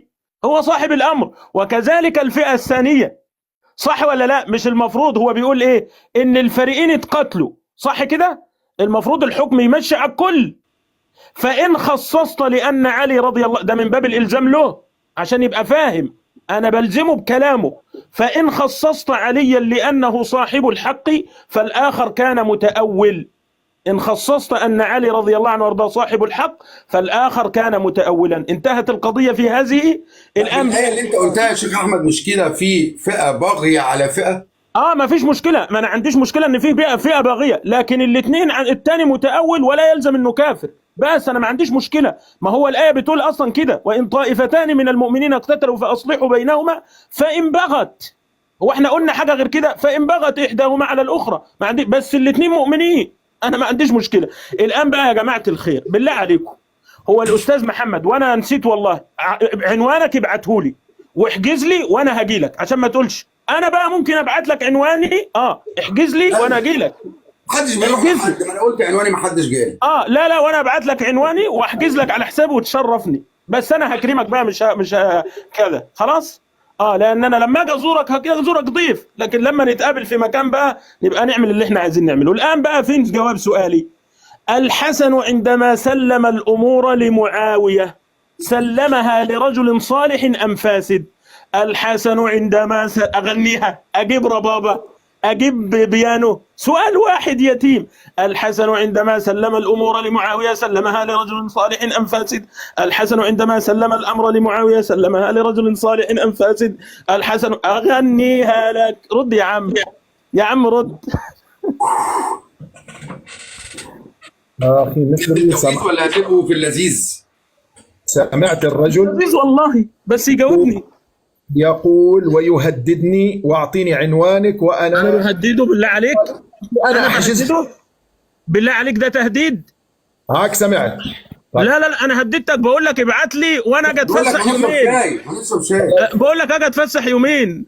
طب لو سمحت يا مصري، نفهم كذا تصير الامور.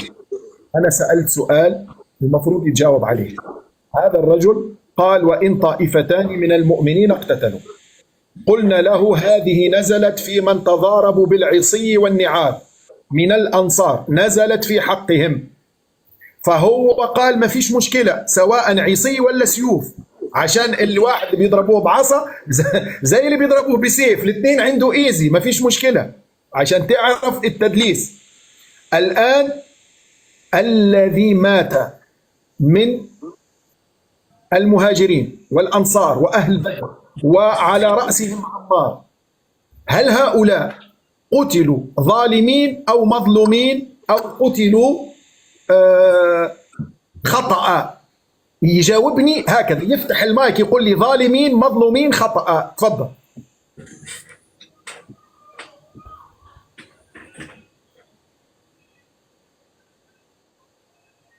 ظالمين مظلومين خطأ.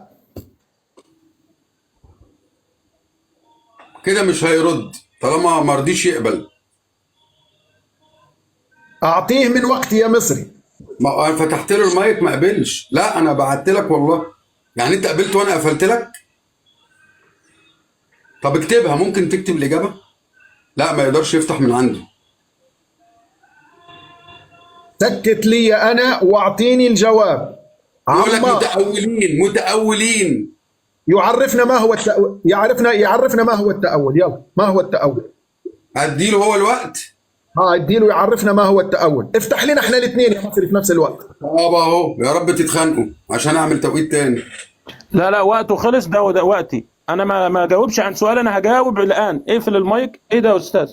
الى الان لم اسمع جوابا عن سؤالي. فين هو حضرتك؟ سؤال اسئلتي دي شفافه؟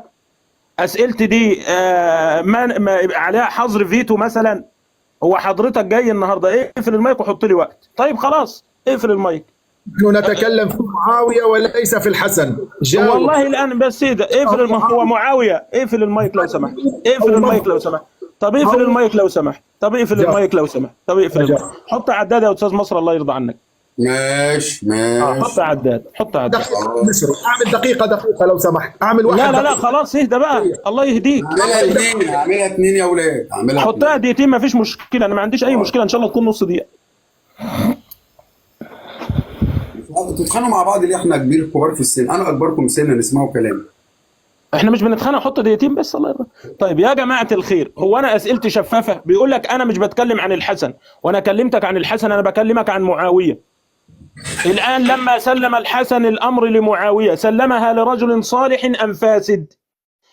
الحسن سلم الأمر لرجل قاتل ويده مسفوكة بالدماء ولا لا؟ أجاوبني. الآن أنا بسألك سؤال جديد، لو أنت في زمان معاوية هل تقبل هدايا معاوية؟ سؤال جديد. أما بالنسبة لحضرتك، قتال التأول هو القتال الذي أثبته الله عز وجل في هذه الآية. احنا بنقول لك العبرة بعموم اللفظ لا بخصوص السبب. وإن طائفتان من المؤمنين اقتتلوا، ايه هو الآية دي؟ أنا هسألك عن تفسيرها، أنا هجاوب عن تفسير الآية. إما عجبكش قول لي تفسير الآية. انت بتقول لي بالعصي، طب وقال فقاتلوا، قاتلهم بالعصي برضه. الآن يا جماعة الخير، قتال التأول ده هو القتال الذي يحدث عن غير قصد، لأن الفريقين كل واحد فيهم كان مجتهد. حتى في زمان معركة الجمل وغيرها ما في واحد قصد القتال ولا قصد أن يقتل صاحبه. حلو كده؟ وإنما جرت الأمور على هذا النحو، وإنما جرت الأمور على هذا النحو بدليل أن معاوية رضي الله عنه وارضاه كان خليفة الشام في زمن علي وصالحه الحسن. فلو كان المعاوية رجل سفاك للدماء ما صالحه ولا أخبر النبي صلى الله عليه وسلم أنه بهذا الصلح سيصلح الله به بين فئتين عظيمتين. يقول بين فئتين، واحدة عظيمة والتانية بنت 60 في 70.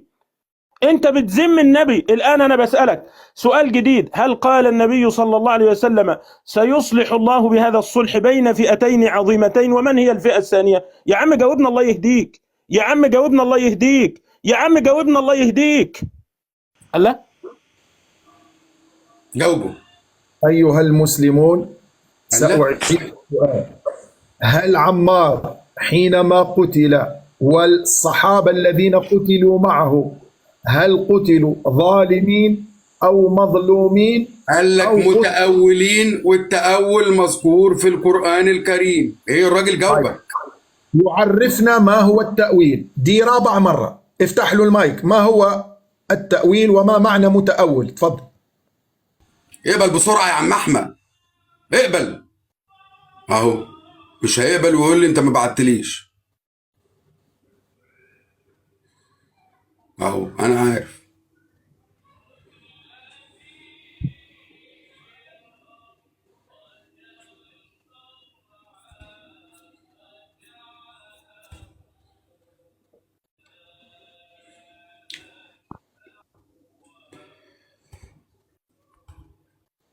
يا أخ مصري، والله المفروض تشيل المؤقت هذا. انا قلت كده والله يا بابا، سؤال بسؤال كده وفي اللذيذ احسن. اسكت، انا بسكت لما انت تقول له اسكت اسكت، وانت دير بثك. انا مستعد لما تقول لي اسكت انا حسكت. تفضل انت نحي المؤقت ده واحكم بيننا بالحق. ماشي اتفقنا. عرفنا ما هو المتأول وما هي شروط المتأول. تفضل. طيب اقفل المايك، وقتك خلص، حط لي دقيقتين. ايها الاحبه، لا براحتك، اهدى يا عرفاوي. عرفاوي ما تتشرطش في المناظره، مش انت صاحب المناظره. استاذ عرفاوي اهدى بس.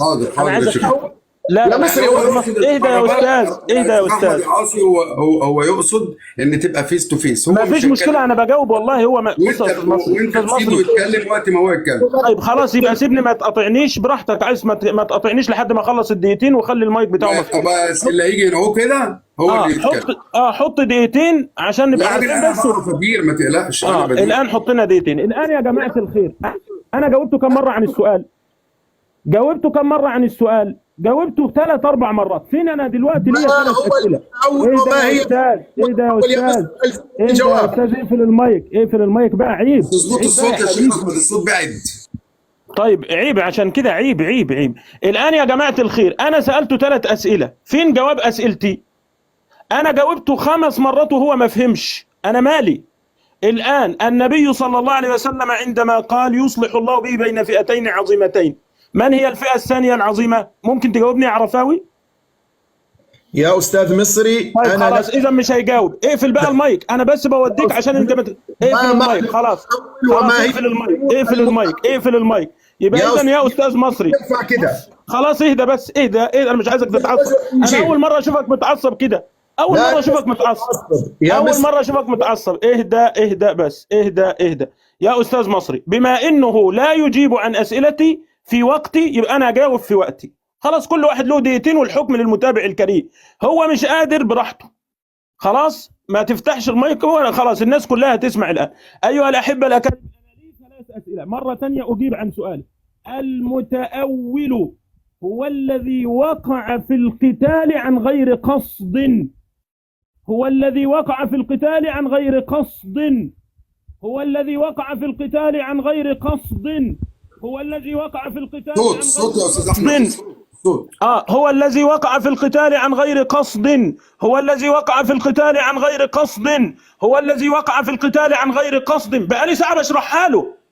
الآن يلزمه ان علي رضي الله عنه وارضاه قاتل عياذا بالله، وهيدخله النار. ده لو بيفهم، ده لو بيفهم. علي رضي الله عنه وارضاه قاتل في الطائفتين ولا لا؟ وقتل ولا ما قتلش؟ قاتل وقتل ولا لا؟ إذن الآن سنلزمك إلزام رابع. أين الجواب عن أسئلتي؟ وقد ذكرت الدليل. أين الجواب عن أسئلتي؟ أين الجواب عن أسئلتي؟ أين الجواب عن أسئلتي؟ الآن علي قاتل ولا ما قتلش؟ قتل ولا ما قتلش؟ هل ستشمله بالحكم ده ولا لا؟ السؤال الثاني، الحسن عندما سلم الأمور سلمها لرجل صالح أم فاسد؟ النبي صلى الله عليه وآله وسلم عندما قال يصلح الله به بين فئتين عظيمتين، من هي الفئة العظيمة الأخرى؟ من هي الفئة العظيمة الأخرى؟ ولماذا لم يقل النبي صلى الله عليه وسلم ستسلمها؟ هل يمكن النبي صلى الله عليه وسلم أن يأمر بتسليم ولي الأمر لسفاك؟ جاوب يا عم عيد. أخي مصري، كنت أتمنى أن تلزم الرجل بالإجابة. لا الراجل جاوب. هو قال لك ما يفهم بقى. هو قال لك الذي قاتل بغير عمد، وانت مش عارف تسمعه. افتحه لك تاخد اللي جاوب منه تاني. أخي الكريم، أنا قلت عمار، لا صح، عمار وأهل بدر وأهل بيعة الرضوان الذين قتلهم معاوية، إيش حكمهم؟ قال هم مقتولين، هم متأولين. إيش شروط المتأول؟ قال لك هو من وقع في القتال. هذه ليست شروط المتأول، والعلماء لم يقولوا بهذا. المتأول هو الإنسان الذي فهم نصا يحتمل أكثر من وجه. يعني سيدنا النبي قال للصحابة صلوا العصر في بني قريظة، دخل المغرب ناس قالوا لا دلوقتي نصلي، وناس قالوا نصلي بعدين. هذا المتأول. لكن هل معاوية ومن معه متأولون؟ الآن سأجيبكم. معاوية ومن معه كانوا ينقسمون إلى قسمين. جماعة كانوا متأولين، قالوا خلينا نشوف مين يقتل عمار. إذا مات عمار احنا نعرف العلامة، لأنه أصبح عندنا نص من سيدنا النبي، وهكذا نوقف القتال. فلما قتل عمار المتأولون رفع عنهم الحرج وعرفوا ذلك، والتحقوا بجيش الأمير المؤمنين علي، وكان معهم الدليل أن عمار تقتله الفئة الباغية. طب بعد ما قتل عمار وأقيمت الحجة، هل هنالك شيء اسمه متأول؟ لم يبقى متأول. ولكن هذا معاوية إيش قال لهم؟ قال لهم عمار قاتله الذي جاء به. داهية، مكر ما في منه اثنين، مكر لم يعرفه التاريخ، ودهاء وتقليب للحق وتقليب للباطل. الآن ما حكم هؤلاء؟ هل هؤلاء مظلومين وإلا لا؟ تفضل جاوب. دقيقتين يا استاذ المصري، بالله عليك انت هتسمع مداخله رهيبه. دقيقتين بالله عليك عشان ما يقاطعنيش، دقيقتين. طب انا ما تقولش عرفاوي دقيقتين. لا معلش، انا عشان ارتاح، انا دقيقتين الله يرضى عليك. لا عشان هترتاح، طالما انت هيريحك التوقيت لازم انفذ. حبيبي تسلم لي. اشوفك عريس يا رب، اشوفك عريس يا رب. اشوفك عريس. طبعا اشوفك عريس عشان مراتي تطلب الطلاق دلوقتي، مفيش توقيت. لا يا عم ما اشوفك، خلاص اشوف ابنك عريس، اشوف ابنك عريس. هات يلا.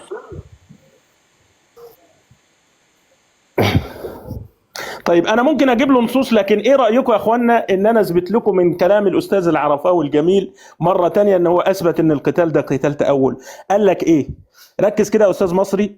قال لك ان العلامه بينهم انه يقتل عمار، وبعد ذلك لا يكون قتال تاول، يعني قبل ذلك هو قتال تاول. ايه رايك بقى؟ يعني الراجل بلسانه، انا مش هجيب له دليل غير من كلامه هو، انتوا عايزين اكتر من كده؟ يعني هو بيقول لك انا مشكلتي انه كان قتال تأول وبغي الى زمان قتل عمار، فبعد عمار ما عادش قتال بغي. والله ده الكلام اللي انت قلته والتسجيل موجود. يا جماعة والله يا أحمد يا عاصي، ربنا يا رب يا أخي، والله أنت بتعمل عمايل. الراجل اعترف بنفسه، طب عايزين إيه؟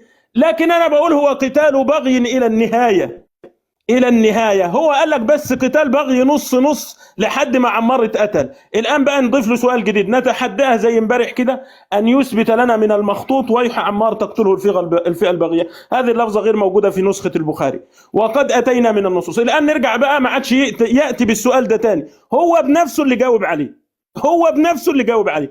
الآن أين الجواب عن أسئلتي؟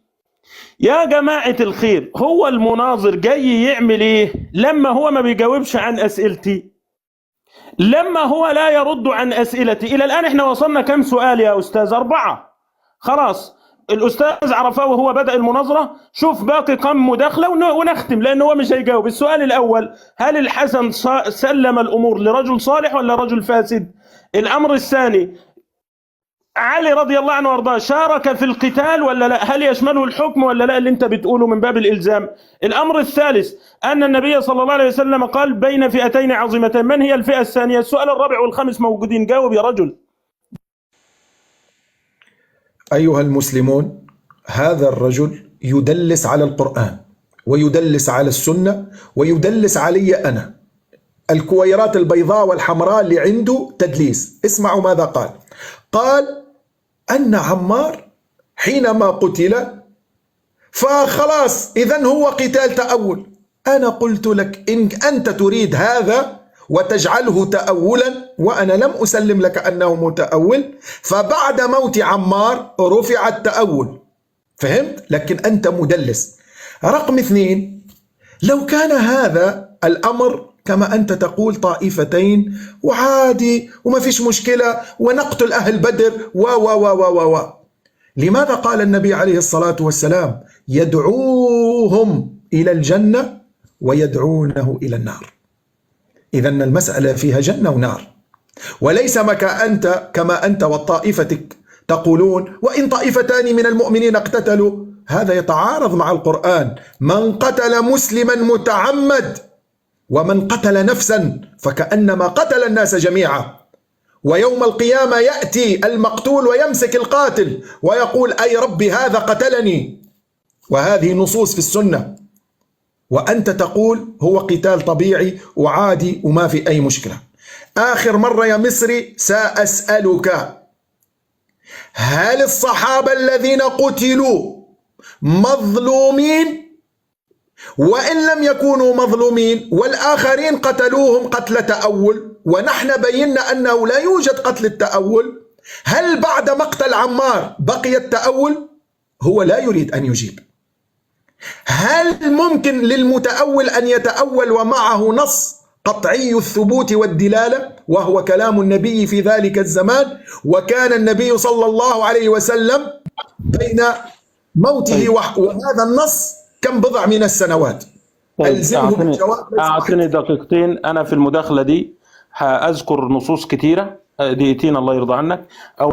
أولا أن الحسن والحسين كانوا يقبلان جوائز معاوية. في المصنف لابن أبي شيبة قال عن حدثنا حاتم بن إسماعيل عن جعفر عن أبيه أن الحسن والحسين كانا يقبلان جوائز معاوية. بالله عليك، واحد قاتل إيده متعاصى دم كما يقول هيقبلوا منه الهدايا؟ طيب القتل اللي هو بيقوله إنه بيمسك في رقبة المقتول لما يكون قتل عمد.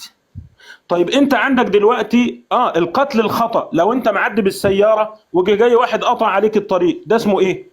قتل خطأ. انت بتحدف بالصيد، بتصطاد معاك طبنجة وبتحدف عصفور وجاي واحد معدي الطلقة جت فيه، ده اسمه قتل خطأ، هيمسك في رقبتك؟ فاحنا عندنا قتل عمد ده اللي ماشي، قتل خطأ وقتل تأول لا يدخل في هذا الباب. حلو كده. قال انا دلست عليه، لا والله انت اللي وقعت في الفخ. لما حس بالالزام قال وان اردت ان تقول كذا، لا، بعد مقتل عمار ايضا يبقى التأول. حلو كده. الامر الاخر ان احنا بنقول يا جماعة الخير شوفوا كده، ان مسألة يدعوهم الى الجنة ويدعونه الى النار دي ملهاش علاقة خالص بمسألة بس خليها دلوقتي. خلينا نأتي كده لمنهاج السنة. يقول وفي الصحيحين عن النبي صلى الله عليه وسلم أنه قال تمرق مارقة على حين فرقة من المسلمين يقتلهم أولى الطائفتين وهؤلاء المارقة مرقوا على علي، ما عندناش مشكلة. فدل على أن طائفته أقرب إلى الحق من طائفة معاوية. وفي الصحيح عن النبي صلى الله عليه وسلم قال إن ابني هذا سيد وسيصلح الله به بين فئتين عظيمتين. فلو كان قتل معاوية أو معاوية سفاك عياذا بالله للدم ما يجوز للنبي صلى الله عليه وسلم أنه يأمره أنه يصالح هذا السفاك للدماء. الآن يا جماعة الخير عشان الآن يبقى مداخلته الأخيرة وأختم أنا أسئلتي كلها ما لهاش محل من الإعراب عند الأستاذ. دايما الأستاذ عرفاوي هو مش محضر مادته العلمية، أعطيه دقيقتين يختم بيهم وأنا أختم إن شاء الله. وشكرا لك يا أستاذ عرفاوي على اللي أنت عملته النهاردة. تفضل يا أستاذ. أخي مصري، هذا سادس سؤال، الرجل يهرب ولا يجيب. سأعيد السؤال لآخر مرة. هل عمار حينما قتل مظلوما أو قتل خطأ أو قتل ظالم؟ هو قال قتل متأول. قلنا هل ينفع التأول مع النص القطعي؟ يعني أنت يجيك سيدنا النبي يقول لك من قتل فلان فهو باغ، ورغم ذلك أنت تروح تقتل وتقول أنا متأول. هذا جنون، وهذا أمر لا يقبله العقل السليم. الآن الناس اللي ماتوا هدول هل لهم حق في من قتلهم، ولا يوم القيامة ربنا حيقول لهم ما فيش مشكلة وكلكم في الجنة؟ مستعد يجاوب ولا؟ أنا تعبت. ألزمه أنت الآن يا مصري بالجواب. الناس اللي اتقتلوا أهل بدر، أهل بيعة الرضوان، 700 من الصحابة المهاجرين الأنصار، في منهم 300 أو 400 أو أكثر حفظ لكتاب الله قتلهم معاوية. هل الناس دول يوم القيامة عندهم حق عند معاوية، ولا ربنا حيقول لهم أنا رضيت عن معاوية يلا ما لكمش دعوة؟ مستعد يجاوب؟ إن لم يجاوب أخي مصري حرام نقعد نتكلم مع إنسان مثل هذا. تفضل طيب جاوب. شكر الله لك. الآن يا أخوانا شوفوا بسرعة البركة يا أستاذ مصري، بالله عليك. أنا يا أستاذ مصري أنا قلت لك إيه؟ هات لي مليون سؤال. مستعد ربنا يغفر لهم؟ ربنا قال إيه؟ إن الله لا يغفر أن يشرك به، إن الله لا يغفر أن يشرك به. اللي عملوه ده شرك؟ لا، فيدخل تحت الشرك. ممكن عرفاوي يرجعك لبرضه سكة هل النصارى مسلمين ولا كفار؟ هيقول لك إن الله ما تقلقش بس، ما تقلقش. إن الله لا يغفر أن يشرك به ويغفر ما دون ذلك لمن يشاء. أما يجي يقول لي زي ما أنت عايز تقول لي النكارة، النكراني أنكر الثابت، أنكر إن فيه وحي وأمور أخرى، ما يقدرش يلزمني بأي شيء. النكراني العرفاوي ما يقدرش يمسك عليا غلطة، صدقني. حلو كده. الآن يا حبيبي الكريم فين الجواب عن أسئلتي؟ دي مداخلتي الأخيرة على فكرة، أنا اللي هختم في مداخلتي، دي مداخلتي لأن هو اللي بادئ الحوار. الآن يا جماعة الخير ثواني بس، عشان المداخلات الأخيرة أنا هحددها شكلها عامل إزاي. شوف أنا اللي قول لي فاضل كام مداخلة بس عشان ما تقاطعنيش. هنعتبر فاضل مداخلتين ليكم انتوا الاثنين بس، الأخرى أنا هحددهم ويبقوا إزاي. طيب ما عشان بس نخلص قول لي فاضل بس كم مداخله، لان فعلا هو ما بيجاوبش عن شيء. مداخلتين. طيب الان يا جماعه الخير، الان كل هذه الان تحت المشيئه، فلا ياتني ويقول لي يبقى هذا الفرعون تحت المشيئه وابليس تحت المشيئه. هذا كافر كفر اصلي، ما هو مسلم اصلا. حلو كده. ما تاتي بمثل هذه الاشياء عشان ما تورطش نفسك انت. طيب الان يا جماعه الخير فين الجواب بقى عن اسئله؟ الله يهديكم. والله العظيم أنا مستعد أجاوبه للصبح عن أسئلته. السؤال الأول: هل الحسن عندما صالح معاوية صالح رجل صالح ولا فاسد سفاك للدماء؟ هل الحسن عندما صالح معاوية صالح رجل صالح ولا فاسد سفاك للدماء؟ يا رجل جاوبني، يا رجل والله بح لساني. أنا جاوبتك عن تقريبا 20 سؤال. السؤال الثاني، عندما قال رسول الله صلى الله عليه وآله وسلم يصلح الله به بين فئتين عظيمتين، من هي الفئة الثانية؟ عندما هل تقبل جوائز معاوية؟ لماذا قبل الحسن والحسين جوائز معاوية وهو رجل سفاك للدماء؟ الآن أنت قلت أن الصحابة الذين قتلوا مظلومين. طب السؤال لك من باب قلب الإلزام لك، الصحابة الذين قتلوا في جيش معاوية، الآن ركز معايا في الإلزام ده مهم جدا، أنا مش راضي أقوله من ساعتها. الصحابة الذين قتلوا في جيش معاوية كان في صحابة قتلوا مظلومين ولا ظالمين ولا متأولين ويقول بقولي وهل هم في رقبتي وسيتعلقوا في رقبة علي ولا لا؟ يلا تفضل أعطه الوقت يا أستاذ. شكرا أخي مصري. هذا الرجل كذب على الخالق وكذب على الإله، وقال أنه يمكن لك أن تقتل وأنت متأول. عشان كده طلعوا لنا الجماعة دول اللي عندهم الرايات دول ويقتلوا في الناس، وقال لك إيه متأولين. اسمع ماذا يقول الله عز وجل: أعوذ بالله من الشيطان الرجيم، بسم الله الرحمن الرحيم: ومن يقتل مؤمنا متعمدا فجزاؤه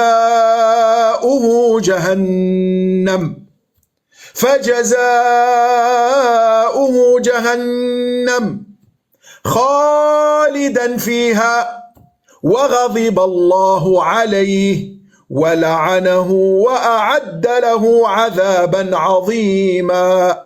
سأعيد: ومن يقتل مؤمنا متعمدا فجزاؤه جهنم خالدا فيها وغضب الله عليه ولعنه وأعد له عذابا عظيما. هذا قول الله. عمار و700 من صحابة سيدي رسول الله قتلهم معاوية، ويجي هذا يقول لك عادي، ايه المشكلة، ايزي. وربنا يقول من يقتل مؤمن متعمد، يقول لك لا هو متأول. طب متأول والنبي عليه الصلاة والسلام يقول عمار تقتله الفئة المتأولة؟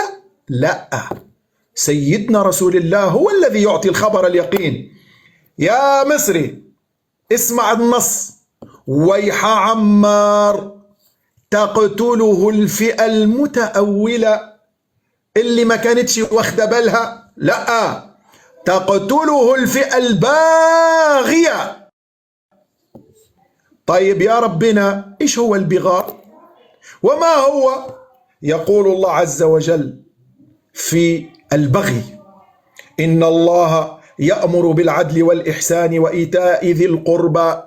إن الله يأمر بالعدل والإحسان وإيتاء ذي القربى وينهى عن الفحشاء والمنكر والبغي يعظكم لعلكم تذكرون. يجي هذا المدلس ويجعل البغي تأول.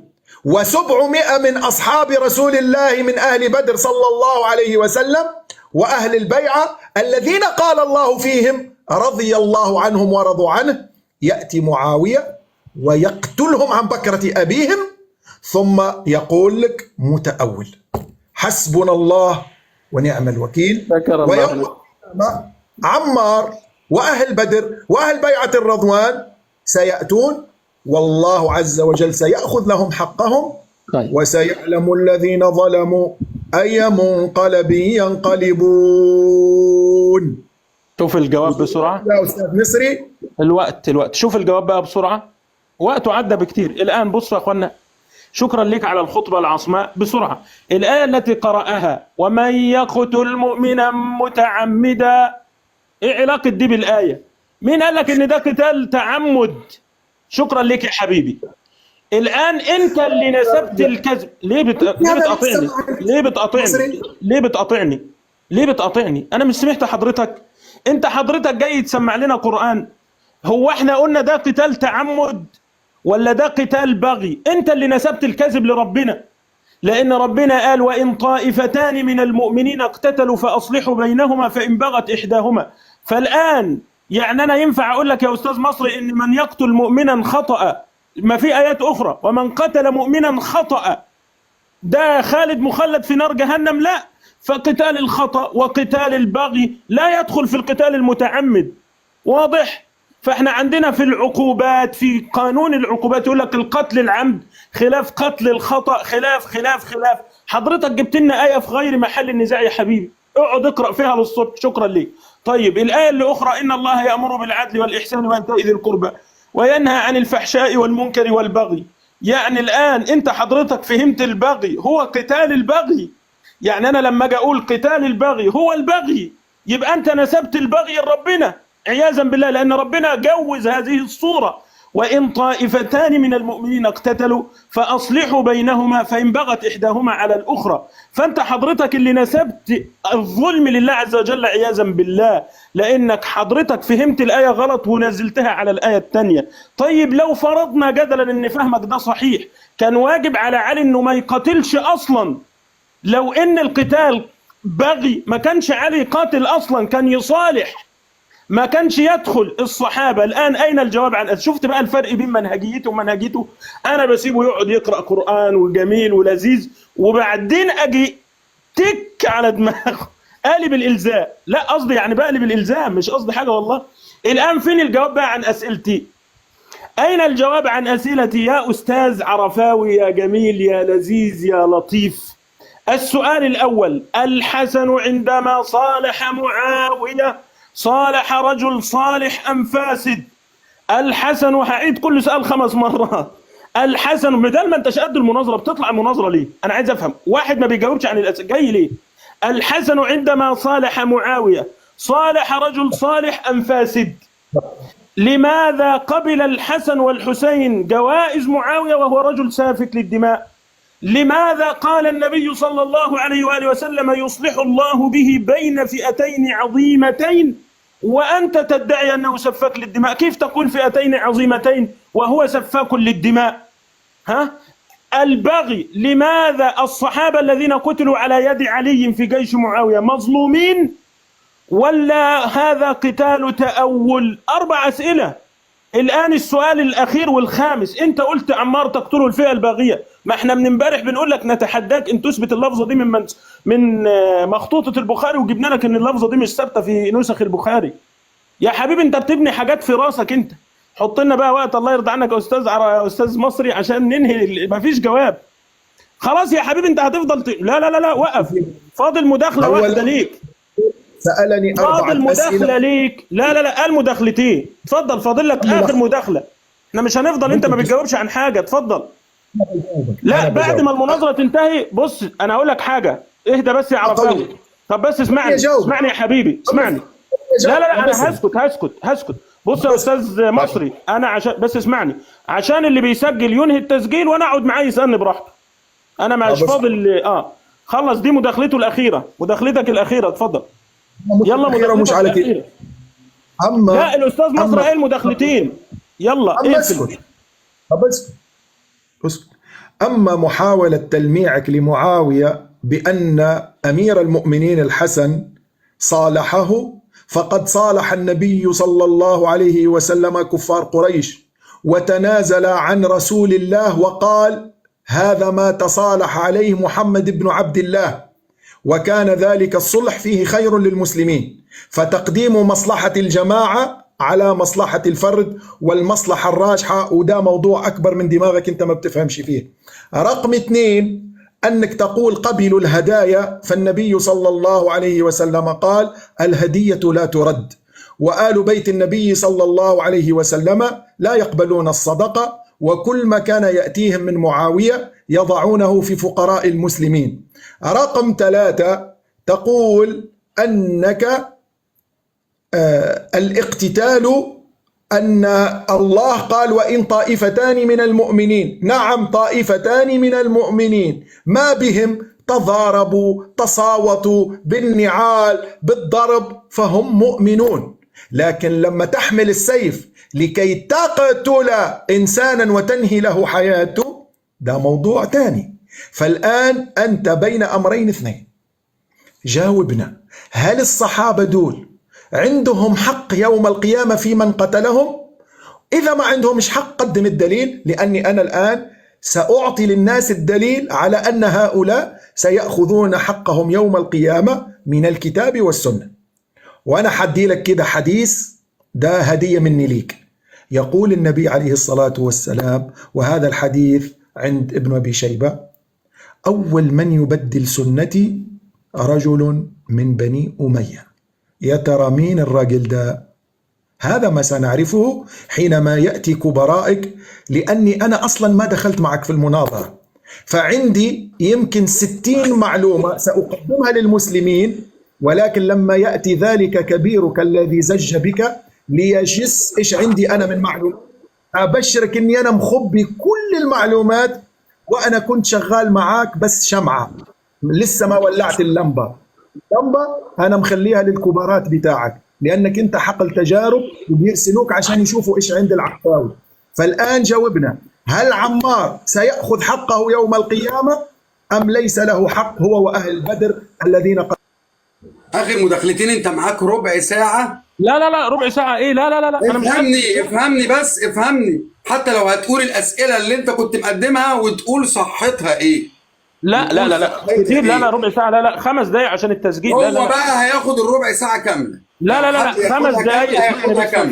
اسمعني انت معاك ربع ساعه براحتك اهو. اسمعني بس، الله يرضى عنك، اسمعني 5 دقايق ونقعد بعد كده براحتنا وهو ياخد 5 دقايق. انا اللي احدد لو سمحت يا استاذ احمد. لا احنا ما اتفقناش يا استاذ مصري، مفيش وهو كده. معاه ربع ساعه ان شاء الله تقول الاسئله وانت تجاوب لا عنها، وهو يقول اسئلته يا وهو حبيبي اللي يجاوب اسمعني، عنها. انا مش محتاج ربع ساعه، مفيش ربع ساعه، احنا ما اتفقناش على ربع ساعه، انا هسمعه ال5 دقايق بتوعي، مش اكتر من كده. خلاص.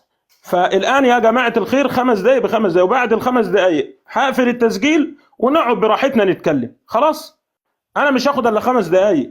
دلوقتي 14 اهو، يعني عند الدقيقه 9 هسكت. الحمد لله رب العالمين والعاقبة للمتقين. بالنسبة للحديث اللي جابه، أنا مخبي ومش مخبي إيه؟ أنت مش هتكلم وأنا مش هرد. قلت لك ليه؟ لأنك أفلست أمامي. الحديث اللي أنت جبته، ما إحنا قلنا لك امبارح اثبت لنا إسناده منقطع. هيقول لك صحيح عندي، أنا مالي عندك ولا ما عندكش؟ أبو ذر الذي روى عنه لم يعاصره أصلا. أنت جاي تبيع المياه في حارة السقايين عندنا إحنا؟ يقول لك انا مخبي لا، يعني انا قصدي ان احنا معلمين الشغلانه بتاعتنا. تمام. طيب الحديث الذي قاله، احنا قلنا لك يا حبيبي معاويه عمار له حق، والذين قتلوا في جيش علي معاويه له حق، والله عز وجل قادر على ان يعطيهم الحقوق، انه يرفع في درجاتهم، مش هيدخل معاويه النار، والا يلزمك ان علي سيدخل النار عياذا بالله، وإلا سيلزمك أن علي سيدخل النار. إحنا لو فرضنا جدلا، ركز معايا، لو فرضنا جدلا أن عمار له حق عند معاوية، طب والذين قتلوا في جيش معاوية مش لهم حق عند علي؟ لهم حق عند علي ولا لا؟ ملهمش. خلاص، والذين قتلوا في جيش معاوية علي ملهمش حق. انتهينا. مش انت قلت كده؟ انتهينا يا حبيبي، ده إلزام ليك انت. هو ايه لعب العيال ده؟ خلاص. فإما أن يكون كلا الطائفتين المقتولتين لها حق عند رؤوس الجيوش، والله عز وجل قادر على أن يعطيهم الحقوق بأن يرفع في درجاتهم، فإذا لا مشكلة في ذلك. خلاص كده. الآن يا جماعة الخير، فين الجواب عن أسئلتي؟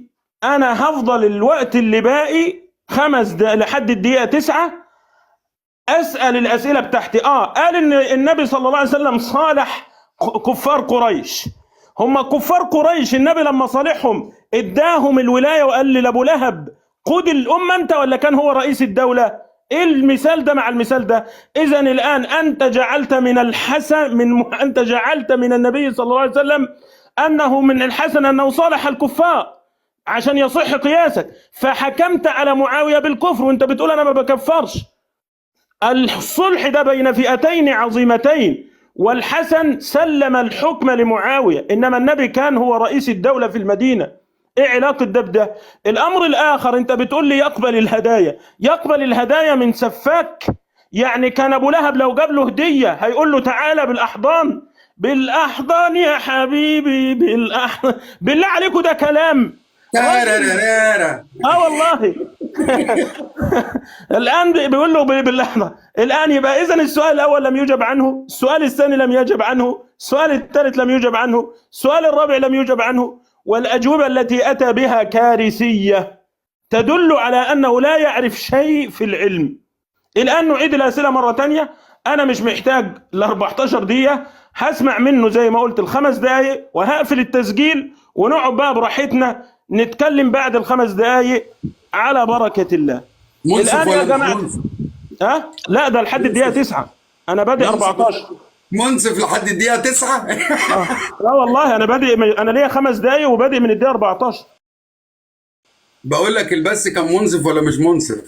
لا يا سيدي، لا نسأل الله التوفيق يعني. انا عاوزك كده بقى يا شيخ احمد بقى، بدل ما نقعد نتهجم على يا الناس. حبيبي لا، انا بس خلينا ما اخلص الدقيقه بتاعت الاسئله واحط له يا عم ما تاخد، ده انت لسه معاك. لا انا مش هاخد الا 5 دقايق وهنهي المناظره بعد ال5 دقايق بتوعه هنقعد انا وانت ندردش. لا انا هقعد معاك والله للصبح، اسالني اللي انت عايزه، بس هخلص الدقيقه بتاعته ونص خلاص. اتفضل. انا ما عنديش مشكله. الان يا جماعه الخير، هذا المناظر انا ليا كده دقيقتين معلش واضح.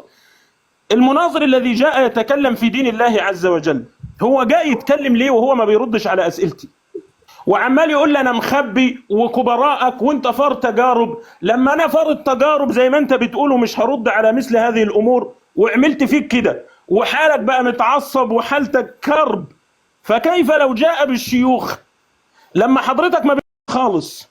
يا استاذ عرفاوي هقول لحضرتك حاجه، في فرق بين ان حضرتك عندك شبهات في راسك وبين ان حضرتك تبقى مناظر. المناظر معناها ند، معناها كفء، معناها يجاوب عن اسئلتي وانا اجاوب عن اسئلته.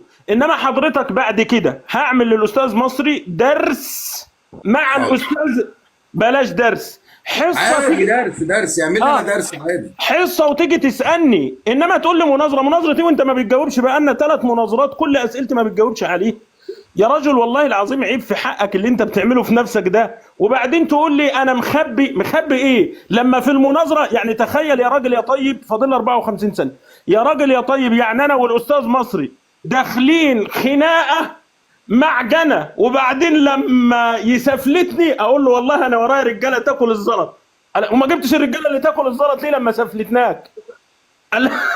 انت عين النصوص عندك تعمل ايه وانت ما جاوبتش عن الاسئله؟ اصلا انا لسه هطلعها. طب حضرها من الفنكوش بقى، والنبي ده اسمه كلام يا جدعان؟ يا جماعه يا بتوع البلاد، حد يقول للراجل بلا فار تجارب بلا فار مش عارف ايه. الله يهديك يا استاذ عرفاوي، بلا عندي بلا ما عنديش، اللي بيقول ما بيعملش، ده المصري عارفه، اللي بيقول ما بيعملش. احنا رجاله بتوع كلام، بتوع افعال مش بتوع كلام. اللي بيقول ما بيعملش، ده نهايه الكلام والخلاصه. اديله 5 دقايق يلا. نورتني يا شيخ احمد والله. خلاص اديله بس عشان ابقى سمعت ال5 دقايق. لا انا الختام عندي اصلا، المفروض المناظره انتهت عندي، معلش. ماشي، ممكن ندي لك بعده كمان اللي انت عاوزه. لا هي المناظره خلاص انتهت بقى، سلام عليكم، انا هنزل واصعد تاني. حاضر ماشي، اتفضل انزل واصعد تاني. شكرا أخي مصري، جزاك الله خير. تحية لكل الإخوة الضيوف.